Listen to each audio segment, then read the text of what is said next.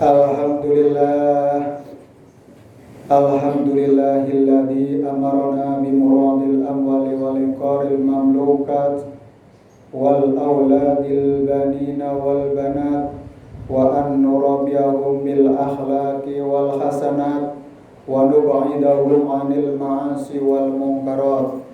Asyhadu an la ilaha illallah wahdahu la syarika lah wa asyhadu anna Muhammadan abduhu wa rasuluh afdalul khalqi wal makhluqat. Allahumma salli wa sallim wa barik ala Muhammad wa ala alihi wa ashabil amjad. Faya ayuhan nas ittaqullaha haqqa tuqatih wa la tamutunna illa wa antum muslimun. Qala Allah ta'ala fil Qur'anil Karim, a'udzu billahi minasy syaithanir rajim. Bismillahirrahmanirrahim. Ya ayyuhalladzina amanu taqullaha wa kunu ma'as shadiqin. Shadaqal azim wa shadaqa rasulil karim. Jamaah Jumat, tamu undangan Allah yang berbahagia. Di hari yang mulia ini, hari Jumat, kita berkumpul menghadiri panggilan Allah Subhanahu wa Ta'ala. Kita merasa betapa banyak dan melimpah ruah karunia-Nya yang kita rasakan. Kesehatan, makan minum yang terjamin, keluarga damai yang tentram, hidup di bawah naungan Islam dan iman. Tidak ada kata yang lebih kita pilih untuk kita ucapkan kecuali Alhamdulillahirabbil alamin. Kita masih diberikan kesempatan, kita masih diberikan nikmat, kita masih diberikan waktu. Kita masih punya kesempatan untuk beramal, kita masih punya kesempatan untuk memperbaiki diri, untuk meningkatkan kualitas hidup kita, dan untuk menyiapkan bekal yang terbaik dalam kehidupan yang kelak. Salawat serta salam kita aturkan kepada junjungan kita Rasulullah Muhammad SAW, sang suri toladan agung yang telah membawa ajaran Islam ini ke tengah-tengah kehidupan kita, sehingga kita merasa yakin ada panduan, ada petunjuk, ada jalan yang akan kita tempuh. Seandainya ajaran agama ini tidak ada, maka manusia akan kehilangan arah. Kemana semua pengabdian akan ditujukan. Namun dengan ajaran Islam, apa saja yang kita lakukan, semuanya akan tertuju kepada Sang Pencipta Allah Subhanahu wa Ta'ala. Segala apa yang kita lakukan juga akan tertuju kepada penghambaan diri kepada Allah Subhanahu wa Ta'ala. Siang malam kita bekerja untuk memenuhi segala kebutuhan kita dan untuk melakukan usaha-usaha yang dilakukan, itu semuanya juga ditujukan untuk pengabdian kepada Allah Subhanahu wa Ta'ala. Jamaah Jumat, tamu undangan Allah yang berbahagia. Di kesempatan yang bahagia ini, izinkanlah kami mencoba mengetengahkan tema yang saat ini sedang diderita atau sedang dialami oleh saudara-saudara kita, yaitu masalah ujian atau musibah. Orang lebih paham apa itu musibah jika diberikan contoh-contohnya daripada didefinisikan. Orang paham bahwa kecelakaan yang berakibatkan sakit atau mati, bencana yang menghancurkan harta dan jiwa, kehilangan sesuatu yang dimiliki, kejahatan yang menimbulkan korban, berkurangnya harta dan kekayaan, itulah musibah yang biasa kita lihat dan kita rasakan dalam kehidupan. Musibah memang sesuatu yang tidak diharapkan. Ia datang menghampiri dalam keadaan suka atau tidak suka, siap ataupun tidak siap. Kadang banyak orang yang gundah gulana dan merasa sempit saat musibah menghampiri, berprasangka buruk pada Allah, bahkan ada yang mengakhiri hidup dengan bunuh diri. Na'udzubillah, summa na'udzubillahi min dzalik. Tak sedikit di antara manusia yang tersesat dengan pergi ke dukun, dan ke tempat-tempat keramat untuk mengatasi musibahnya, walaupun sudah mengorbankan akidah, juga belum ada hasilnya. Jamaah yang berbahagia, bagi orang yang beriman, musibah bisa menjadi sebuah nikmat. Dengan kesabaran dan keyakinannya, seorang mukmin akan dapat balasan pahala di akhirat dan kedudukan tinggi yang tidak didapat kecuali melalui ujian tersebut. Bahkan Rasulullah SAW bersabda bahwa musibah ataupun apa yang menghampiri seseorang itu sebagai suatu kafarat terhadap dosa-dosa yang telah lalu. Musibah yang dia jalani menjadi sebuah kenikmatan. Semuanya itu dikarenakan harapan yang kuat bahwa Allah akan mengganti musibah tersebut dengan kenikmatan surga. Walau demikian, tidak diperbolehkan seseorang berdoa untuk mendapatkan musibah. Karena kita diperintahkan untuk berdoa agar mendapatkan keselamatan, bukan malah berdoa untuk mendapatkan kecelakaan atau bala. Tetapi jika memang Allah menakdirkan kita harus menanggung musibah, kita harus hadapi dengan perasaan ridho, rela menanggung musibah itu. Kita harus sabar dan mengharap pahala di akhirat nanti. Rasulullah Shallallahu Alaihi Wasallam bersabda, la yang bagil li mu'minin ayyadilla nafsahu. Qila ya Rasulullah wa kaifa yadillu nafsahu? Qala ayyata'arrido minal bala'i lima la yutiq. Tidak selayaknya seorang mukmin menghinakan dirinya. Dikatakan Rasulullah, bagaimana dia menghinakan dirinya? Beliau bersabda, dia meminta ujian dari apa-apa yang tidak dia sanggupi. Tercantum di dalam Sahih Sunan Ibnu Majah. Jamaah tamu undangan Allah yang berbahagia, agar musibah menjadi nikmat, memang musibah itu sesuatu yang kurang mengenakan. Entah itu hilang harta benda, terjadinya disabilitas, cacat anggota badan, atau menjadi difabel, menjadi penyandang disabilitas, entah itu karena kecelakaan, entah itu karena sakit, menjadi mempunyai kebutuhan khusus. Berpisahnya kita dari orang-orang yang kita cintai, hilangnya pekerjaan kita, dan lainnya.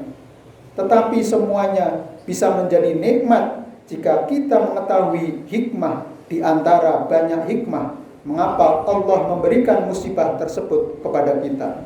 Setiap diri tidak mau ditukar musibahnya ataupun penderitaannya dengan orang lain, karena setiap orang merasakan bahwa ini adalah sudah pas dengan kita masing-masing. Ada yang diberikan kekurangan, apa yang diberikan kelebihan, itu pun juga tidak mau diberikan atau ditukarkan. Jamaah yang berbahagia, maka di antara tujuan tersebut adalah untuk mengangkat derajat serta kedudukan hamba pada hari kiamat nanti. Inilah ujian yang Allah berikan kepada para nabi, solihin, dan orang-orang yang dicintai. Ujian ini diberikan kepada mereka untuk mengangkat derajat dan untuk mendapatkan pahala yang melimpah di akhirat. Dari hadis yang diriwayatkan oleh At-Tirmidzi, panjang hadisnya ini menjelaskan tentang dari saat dia berkata, aku katakan wahai Rasulullah, manusia manakah yang paling berat ujiannya? Beliau menjawab, para nabi. Kemudian yang semisalnya dan semisalnya lagi, seorang akan diuji sesuai dengan kondisi agamanya. Apalagi apabila agamanya begitu kuat, kokoh, maka semakin berat pula ujiannya. Apabila agamanya lemah, maka dia akan diuji sesuai dengan kualitas agamanya. Seorang hamba senantiasa akan mendapatkan cobaan hingga dia berjalan di muka bumi dalam keadaan bersih dari dosa. Inilah yang dikatakan bahwa penderitaan ataupun segala sesuatu yang mengenakan, tidak mengenakan, atau termasuk penyakit sebagai suatu upaya yang diberikan oleh Allah untuk membersihkan jiwa dan diri seorang dari dosa, atau istilahnya kafarat minadz dzambi, sebagai pembersih dari dosa-dosa. Dari hadis ini dapat diambil kesimpulan bahwa seorang nabi, ulama, dan juga orang-orang soleh tidak mungkin lepas dari ujian. Jika ada ulama, seorang ulama atau orang soleh yang tidak pernah mendapatkan ujian berupa cemoohan dari kaumnya atau tekanan dari orang-orang yang tidak senang terhadap dakwah mereka, hakikatnya mereka belum masuk golongan ulama yang amilin fi sabilillah. Dan hendaknya dia melihat sudah benarkah pemahaman dan akidahnya, sehingga jalan yang dia tempuh landai-landai saja tanpa hambatan dan rintangan. Dari hadis ini kita bisa mengambil kesimpulan bahwa ujian dapat menghapuskan dosa-dosa kita hingga seorang hamba berjalan di muka bumi bersih dari dosa. Jamaah tamu undangan Allah yang berbahagia. Yang kedua dari musibah ini adalah untuk menyaring orang-orang yang beriman dan memisahkan antara yang baik dengan yang jelek. Banyak orang yang mengaku telah beriman dan siap mengamalkan serta memperjuangkan imannya. Tetapi ketika datang ujian berupa benturan-benturan yang bertubi-tubi, di antara mereka ada yang gugur di tengah jalan. Mereka mulai beruzur untuk tidak ikut dalam perjuangan tersebut. Dalam hal ini Allah Subhanahu wa taala berfirman, "Ahasiban nasu ayyutraku ayyaqulu amanna wa hum la yuftanun. Walaqad fatannal ladzina min qablihim fala ya'lamannallaha alladzi fala ya'lamannallahu alladzina shadaqu wa la ya'lamannal kadhibin." Apakah manusia itu mengira bahwa mereka dibiarkan saja mengatakan kami telah beriman, sedangkan mereka tidak diuji lagi, dan sesungguhnya kami telah menguji orang-orang sebelum mereka. Sesungguhnya Allah mengetahui orang-orang yang benar, dan sesungguhnya Dia mengetahui orang-orang yang dusta. Sangat jelas dari ayat ini adalah untuk membedakan mana loyang dan mana itu emas, mana pasir, mana intan berlian. Itulah ujian, hakikat ujian, yang pada hakikatnya adalah untuk menguji, liyabluwakum ayyukum ahsanu amala, untuk menguji setiap manusia siapakah di antara hamba-hamba Allah ini yang terbaik amal perbuatannya. Semoga kita bisa mempertahankan keimanan kita, ketakwaan kita kepada Allah, sehingga kita termasuk orang-orang yang lulus dalam setiap ujian-ujian. Karena ujian itu akan datang silih berganti. Dalam istilah saya menyebut bahwa manusia itu adalah makhluk yang penuh dengan masalah. Setiap hari kita berjuta-juta masalah dihadapi oleh manusia, dan itu akan silih berganti. Setelah selesai masalah satu, akan muncul masalah lain. Dari masalah pribadi, dari masalah keluarga, dari masalah masyarakat, bahkan masalah bangsa dan negara di dunia global. Itu semuanya yang senantiasa akan dihadapi oleh manusia.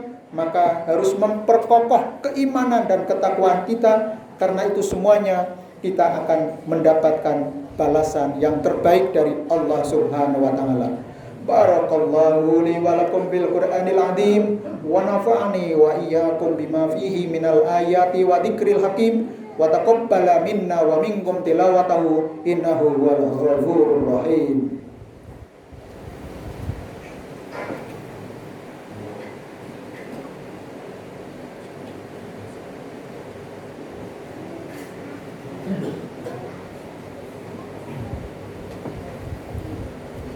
Alhamdulillah, Alhamdulillahil hamdan katsiran thayyiban mubarakan fih.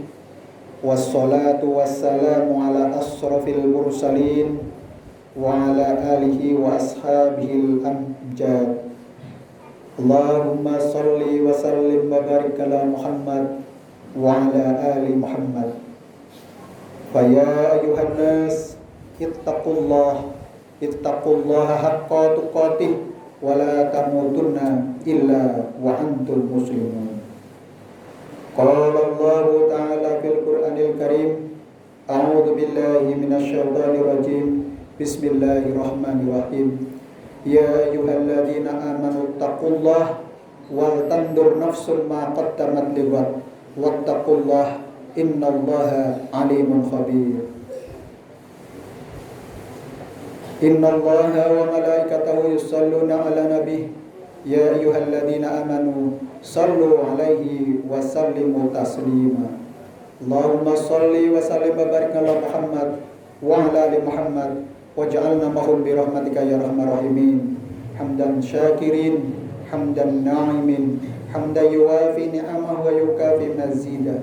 Ya Rabbana lakal hamdu kama yanbaghi li jalali wajhika dzil sultan. Allahumma fir lil mu'minina wal mu'minat wal muslimina wal muslimat al ahya'i minhum wal amwat innaka sami'un qaribun mujibu da'wat ya qadiyal hajat ya qadiyal hajat. Rabbana dhalamna anfusana wa illam taghfir lana wa tarhamna lanakunanna minal khasirin. Allahumma inna nas'aluka ilman nafi'an wa amalan mutaqabbalan wa rizqan wasi'an mubarakan fi. Allahumma arinal haqqa haqqa warzuqna ittiba'a wa arinal batila batila warzuqna ijtinaba. Allahumma ij'al hadha jam'an maghfura wa tafarraqana ba'da hadha tafarruqan marhuma. Allahumma ij'al yawmina hadha awwalus salaha wa awsatuhu falaha wa akhiru najaha bahiran birahmatika ya arhamar rahimin. Rabbana atina fid dunya hasanah wa fil akhirati hasanah wa qina adzabannar. Subhanaka rabbika rabbil izzati amma yasifun wa salamun alal mursalin walhamdulillahi rabbil alamin. Assalamualaikum warahmatullahi wabarakatuh.